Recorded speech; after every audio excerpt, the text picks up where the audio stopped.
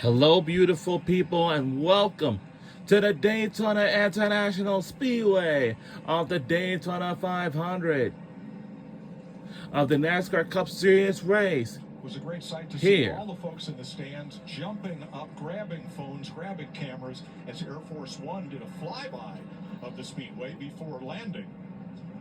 You know, we're very fortunate, Kevin, you and I. This sport's given us anything. You know, This is NASCAR on Fox. Very fortunate to have a sport that somebody is powerful. We are live from the Daytona International Speedway of the Daytona 500. It does mean a lot, and I've been fortunate to, go to the White House and meet with several presidents, and Donald Trump has been so good to the sport, being and attending events, the Daytona 500 twice now. So it's a great sight to see. All right, the motorcade heads for pit road. They will not be stopping for tires and fuel. No fuel. And away from Donald Trump, President of the United States, to send the field on its way.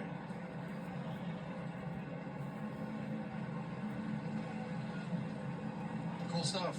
And with that, let's have a look at the starting lineup for the 67th Daytona 500.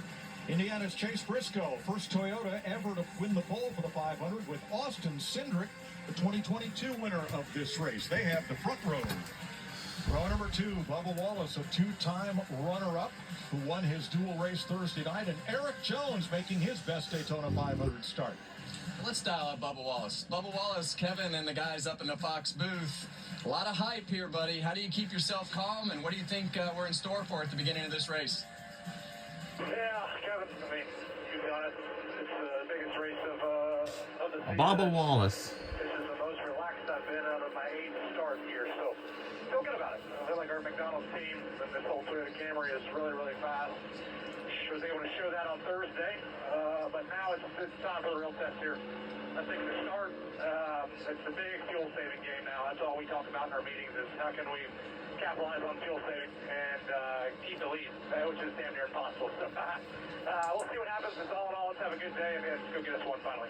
All right, well, I appreciate you talking about fuel already. My partner just left the booth because that's what I was talking about as well. Tell him Good luck, man. I appreciate it, brother. Have fun. All right, row 3, we got William Byron, defending Daytona 500 champion. On his outside, Chris Buescher. Keep an eye on him, Daytona winner in August.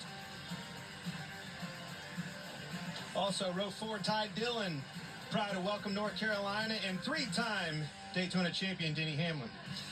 Row 5, we've got Ross Chastain, the only Florida driver in the field, and Joey Logano, 3-time champ. Let's dial up on Joey Logano. How about you, Joey Logano? Boyer and the boys up in the booth. Yeah, what's happening? You're happening, buddy. Daytona 500. We've got the president here. Thunderbirds in the air. You gotta be just jumping to get out here and get started. Tell me about your car. I loved what you guys had. It's teamwork in the Penske duel number 2 with you and Cindric. Yeah, like what we got going on here. We got a really cool looking Shell Pencil Mustang with in collaboration with the IndyCar stuff with it, Joseph Newgard and his Indy 500 win. So we want to make this thing up front, end up there. I think we got a good piece. We got a great team and a great car. So we just got to go do our jobs now. All right, man. Good luck out there. Do you think?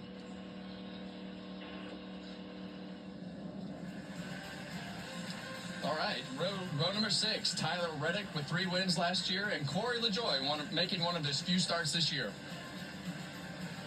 All right, row number 7, you got A.J. Allmendinger, finished top 10 in his last 4 starts at Daytona 500. On his outside, Todd Gilliland, best Daytona 500 start.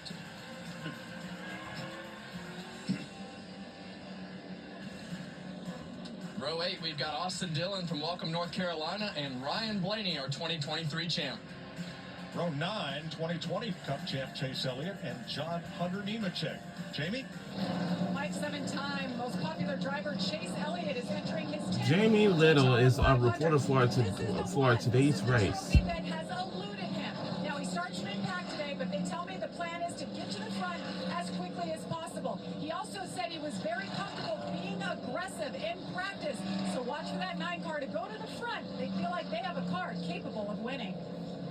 Row 10, Xfinity champ Justin Allgaier driving for Dale Earnhardt Jr. and Christopher Bell, who's finished 3rd in this race, both of the last 2 years. Regan? Like Christopher Bell is a part of new generation Cup Series superstars willing to drive Reagan Smith is anything, anytime, also our anywhere, reporter for and win today's while doing race. it. Last year, statistically speaking, a career year for Christopher Bell. 3 wins, and as you just mentioned, a third place runner-up or third place finish in the Daytona 500. That has him coming into today confident that today is the day he puts his name on the Harley J. Earl Trophy. Row 11, Kyle Busch, two-time Cup champion. This is his 20th try at the Daytona 500. And Kyle Larson, who's won nearly everything in the Cup Series except this. Josh.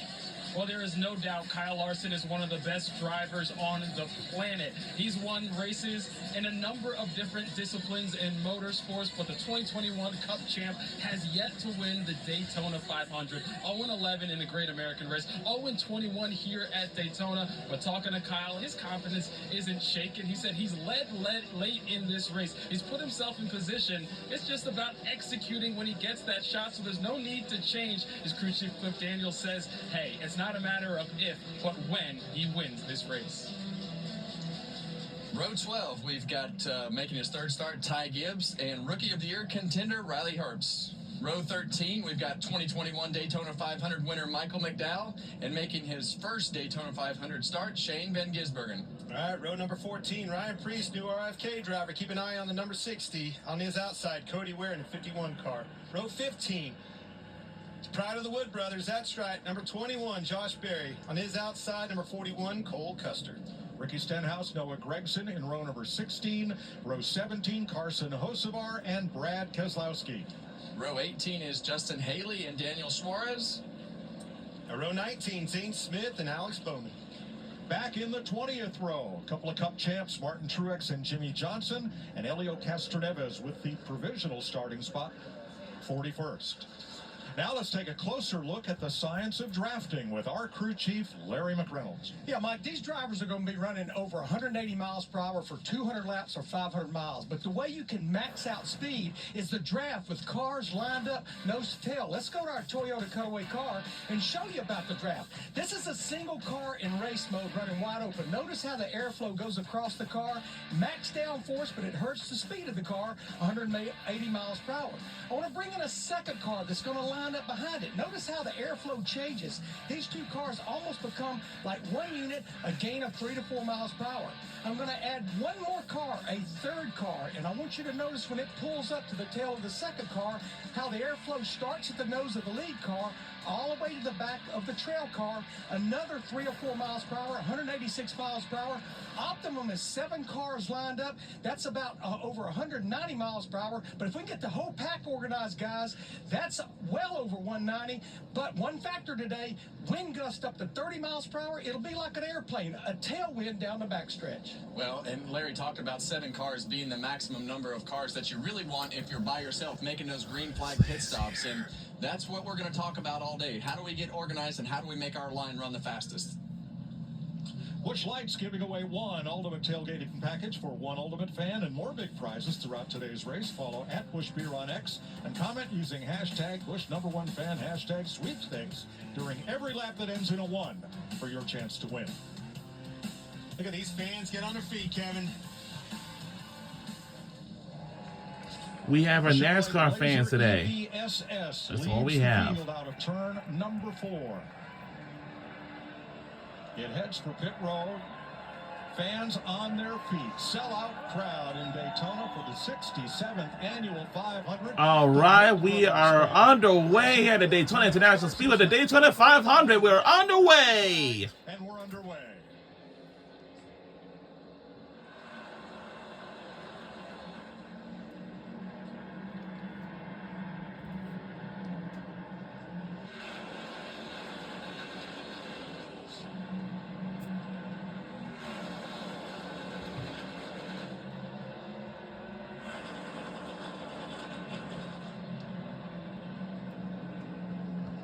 As they build this energy, you talked about it earlier, Kevin.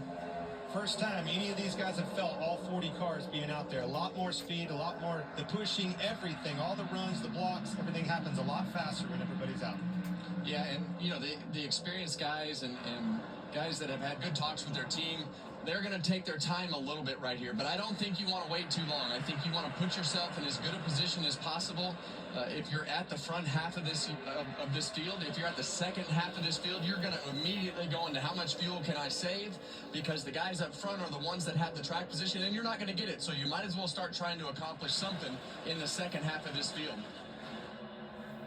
Now, 10 drivers had to start at the rear due to either unapproved adjustments, backup cars, or engine changes. They are Larson, Gibbs, Herbst, Van Gisbergen, Stenhouse, Keselowski, Haley, Suarez, Bowman, and Castroneves. On board the Wendy's cam here with Elio Castroneves, and he's had a tough week here, Clint. He has, but he's back out there. Those guys did a whale of a job rebuilding that car. That is not a backup car. They completely rebuilt. New front clip. I mean, that thing from front to rear is a brand new race car. These guys did a good job getting back.